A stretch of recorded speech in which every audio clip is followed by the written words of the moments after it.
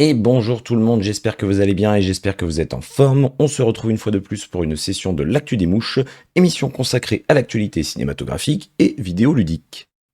Cette semaine, c'est assez fade en contenu, je dois dire.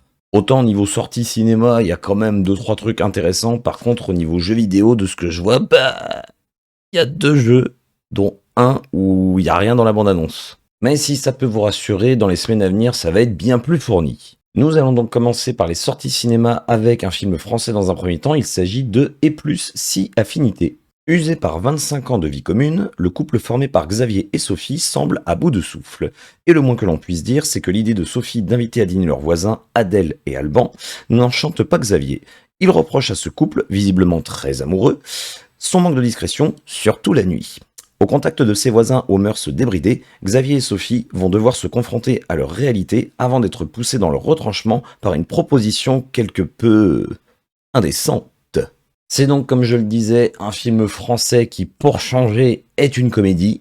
Bon, plus sérieusement, j'aime bien Bernard Campan, mais même si je peux me tromper, au vu de ce que montre la bande-annonce, ça sent un petit peu le film moralisateur sur la vie de couple en général. Encore une fois, je peux me tromper, mais quand t'as des répliques du style «parce que tu me regardes encore» ou du genre «qu'est-ce que tu peux être coincé du cul, dis donc, quand tu veux» ou un truc comme ça, euh, bah, on veut clairement te faire comprendre qu'il faut que tu sois un petit peu ouvert d'esprit. Et malheureusement, je vais pas avoir grand chose de plus à dire sur le film parce que ça me tente pas plus que ça. Ça ressemble un petit peu à un huis clos, presque un petit peu tourné comme pourrait l'être une pièce de théâtre. Et donc, comme je ne compte pas aller le voir, je vous laisserai vous faire votre propre avis et me faire un petit retour si vous le souhaitez en commentaire. Deuxième film français, il s'agit de Ducobu, Passe au vert. J'ai vu la bande-annonce, donc je ne vais pas en parler. Et venez pas me dire que j'ai pas vu le film encore, hein, parce que quand tu vois la lourdeur des blagues dans la bande-annonce, j'ai envie de dire, ça se passe de commentaires. Franchement, je veux bien que ce soit du divertissement, mais quand même pour les gamins, je trouve vraiment que c'est... J'ai du mal à trouver un autre mot que le terme débile. Alors que j'imagine que ça part d'une bonne intention, parce que déjà, ne serait-ce que dans le titre du Cobu passe au vert, tu sens qu'il va y avoir certainement, j'espère en tout cas pour un titre comme ça, un message un petit peu écolo dans le film. Mais franchement, même si je peux me tromper, encore une fois, c'est possible.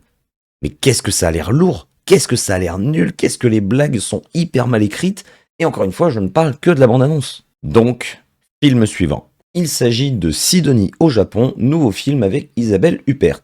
Sidonie se rend au Japon, absolument incroyable, à l'occasion de la ressortie de son best-seller. Malgré le dévouement de son éditeur japonais avec qui elle découvre les traditions du pays, elle perd peu à peu ses repères. Surtout lorsqu'elle se retrouve nez à nez avec son mari, disparu depuis plusieurs années. Très honnêtement, une fois de plus, je vais pas avoir grand chose à dire sur ce film. Je connais pas trop le cinéma d'Isabelle Huppert. C'est un drame qui se déroule au Japon et dans lequel il semble y avoir un petit triangle amoureux. Stop. Oubliez tout ce que je viens de vous dire à l'instant, je vais mettre un petit spoiler pour cette partie. Voyez-vous, j'étais en train de faire le montage de cette vidéo, je pense que l'on voit qu'il y a un faux raccord de par la tenue et par le fait que la plante n'est plus au même endroit. Et en fait, quand j'ai capturé la bande-annonce, j'ai constaté que finalement, non, il n'y avait pas du tout de triangle amoureux. Et ce qui va me permettre, une fois de plus, c'est absolument incroyable, de râler vis-à-vis de la bande-annonce. Parce qu'en fait, quand j'ai vu la bande-annonce la première fois, je l'ai vue via mon téléphone, donc niveau détail, c'était pas trop le top. Et finalement, quand j'ai fait la capture via mon PC, je voyais beaucoup mieux l'image, et en fait, le mari disparu, c'est pas qu'il a disparu genre il s'est volatilisé, c'est genre il est mort. Et franchement, j'en mets ma main coupée, pour moi il y a aucun doute parce que tu vois clairement qu'il est pas de la même couleur que le reste de l'image en fait, enfin quand tu vois les décors, les personnages qu'il y a autour de lui, il y a un moment même, il y a un plan où on les voit tous les trois sur le même axe et il a pas du tout la même couleur. Donc encore une fois, merci la bande-annonce de nous dévoiler l'entièreté de l'intrigue. Et qu'on vienne pas me dire tu sais pas lire, hein, parce que je suis désolé mais quand je lis le pchit, surtout lorsqu'elle se retrouve nez à nez avec son mari, disparu depuis plusieurs années, il y a absolument rien qui sous-entend qu'il est mort. Au contraire, ils auraient dû laisser planer le doute, et puis c'est tout. C'en est donc fini pour la partie spoiler, je vous renvoie directement à la suite de la vidéo. De ce qu'on peut voir dans la bande-annonce, il va certainement y avoir des questions qui vont être abordées, notamment au niveau du côté tradition du Japon, tout ce qui va être montrer ses envies, montrer ses sentiments en public. Donc il y a plusieurs points qui peuvent être intéressants, je pense, dans ce film, même si honnêtement, je pense que j'aurai pas le temps d'aller le voir. Donc moi, je vous inviterai encore une fois à me faire vos retours en commentaire. Et nous enchaînons cette fois-ci sur un gros blockbuster. Il s'agit de Godzilla X Kong, le Nouvel Empire. Euh... C'est marqué dans le pchit suite de Godzilla versus Kong 2021.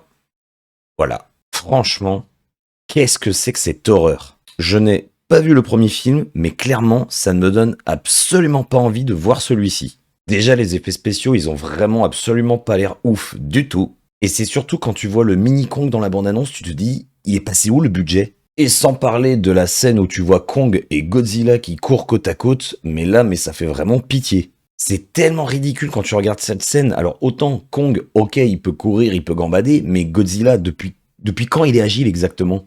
Mais c'est une vraie question hein, que je vous pose. Hein. C'est pas juste pour me moquer. Je vous pose la question, depuis quand il est agile comme ça, en tout cas hors de l'eau? Parce que je sais pas, hein, je suis pas expert dans la saga Godzilla et Kong, donc peut-être que je suis passé à côté de quelque chose.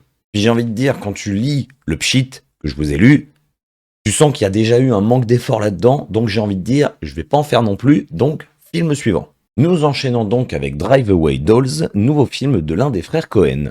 Jamie et son amie Marianne sont à la recherche d'un nouveau départ. Elle se lance dans un road trip, mais les choses tournent mal lorsqu'elle croise en chemin un groupe de criminels bras cassés. Et ben voilà, ça a l'air intéressant. Tu le sens de suite dans la bande-annonce que c'est un film d'au moins un des deux frères Cohen.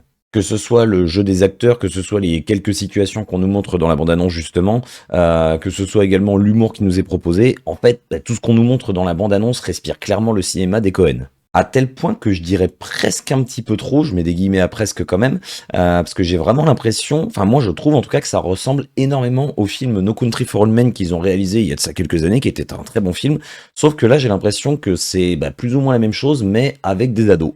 On nous vend un casting assez important quand même pour ce film, et justement par rapport à ça, je peux me tromper, mais je sens que Pedro Pascal et Matt Damon par exemple, ils vont avoir chacun maximum 5 à 10 minutes de présence à l'écran. Mais forcément, comme ils jouent dans le film, ça fait tellement plus vendeur de mettre leur nom dans la bande-annonce. Après, verdict lors de la sortie du film. On y retrouve également notre cher Coleman Domingo. Décidément, lui, on le voit partout en ce moment. Et franchement, le film a l'air extrêmement fun, avec un bon humour noir comme j'aime. Le film, je sais pas pourquoi, ça sent un petit peu la course-poursuite avec des situations comiques malgré elles. Donc franchement, j'ai très hâte de voir ce que ça donne. Surtout que le dernier film des Coen que j'ai vu, c'était True Grit qui était sorti en 2010, donc autant vous dire que ça fait un petit moment que je ne me suis pas tenu au courant de ce qu'ils ont fait, donc je suis très curieux de voir ça. Dernière sortie cinéma de la semaine, il s'agit de Black Flies. Holly Cross, jeune ambulancier de New York, fait équipe avec Jen Rutkowski, un urgentiste expérimenté. Confrontés à la violente réalité de leur quotidien, ils découvrent les risques d'un métier qui chaque jour ébranle ses certitudes, et ne lui laisse aucun répit. Et là, j'ai de suite une première question. Pourquoi est-ce qu'ils peuvent pas s'empêcher de mettre du surplus de contenu dans les bandes annonces? Parce qu'elles durent près de 2 minutes 30, et sauf que quand tu compares au pchit, tu constates tout simplement qu'il y a une bonne partie de l'histoire qui nous est dévoilée. Et même si c'est juste des petites bribes d'histoire à droite à gauche, je trouve que ça en montre quand même suffisamment pour rassembler tout ça et te faire un petit peu une idée de où le film va nous mener. Franchement, je trouve ça assez relou, donc j'espère que je me trompe et que ce qu'on nous montre dans la bande-annonce, c'est un petit peu pour nous induire en erreur par rapport à ce qui va vraiment se dérouler dans le film. Surtout que, de mon point de vue, je trouve qu'il n'y avait vraiment pas besoin d'en montrer autant parce que il y a vraiment une tension qui se dégage dans la bande-annonce qui donne déjà très envie. Le contenu du film a l'air assez sombre, on sent très clairement le côté thriller. En plus de ça, j'ai l'impression que ça faisait un petit moment qu'on n'avait pas vu Sean Penn, je peux me tromper, j'ai pas vérifié. Son duo avec Ty Sheridan a l'air de plutôt bien fonctionner, en tout cas de ce qu'on nous montre dans la bande-annonce, donc honnêtement, pour moi, ça va être un film à voir. Et nous en avons terminé avec les sorties cinématographiques, on passe donc aux quelques sorties vidéoludiques. Nous démarrons donc avec le jeu Withering Rooms qui sort ce mardi 2 avril sur toutes les plateformes. Le début de la bande-annonce, ça m'a un petit peu fait penser à la saga Clock Tower pour celles et ceux qui connaîtraient. C'est un jeu qui a l'air bien sombre, bien glauque, tout comme il faut. C'est un jeu qui est en accès anticipé depuis maintenant 2022, donc je pense qu'ils ont eu bien le temps de peaufiner tout leur contenu. Je trouve ça vachement intéressant qu'ils aient mis un côté génération aléatoire au niveau des pièces du manoir, ça fait que chaque partie sera totalement différente. En plus de ça, on pourra également équiper notre personnage de plein de choses différentes. Et donc ça devrait nous proposer une très bonne variété dans le gameplay et justement une bonne rejouabilité, en plus justement de la génération aléatoire des niveaux. Honnêtement, de prime abord, c'est pas le genre de jeu vers lequel je me tournerais, mais ça a l'air quand même bien foutu, donc j'ai envie de dire pourquoi pas. Et nous terminons cette session avec le jeu Tengoku Struggle Stress Side qui sort ce jeudi 4 avril uniquement sur Nintendo Switch. Et j'aurais dû prendre presque un tout petit peu plus mon temps pour vous citer le nom du jeu parce que je n'ai absolument aucun avis à donner sur celui-ci, étant donné que la bande-annonce même, les différentes bandes-annonces, si on peut appeler ça des bandes-annonces disponibles, ne nous montrent absolument rien du tout du jeu. Mais vraiment, hein, vous le constaterez dans la vidéo que je vais vous mettre juste à côté, il n'y a rien du tout, c'est juste de la narration, il y a quelques images, mais c'est tout, c'est des images fixes. Tout ce que je peux vous dire, c'est que c'est un jeu d'aventure, je sais même pas exactement si c'est très narratif, si c'est un visual novel ou quoi que ce soit. Donc j'ai envie de dire, bah vous avez plus qu'à attendre et puis vous verrez ce que ça vaut comme jeu. Nous en avons donc terminé pour cette petite session de l'actu des mouches. Je vous rassure d'avance, la semaine prochaine, il y aura déjà bien plus de sorties niveau jeux vidéo parce que j'en ai retenu 5. Et de ce que j'ai pu voir également, la dernière semaine d'avril, pour l'instant en tout cas, il y a 10 jeux qui sont annoncés. Donc, ça devrait être plus sympa dans les prochaines semaines.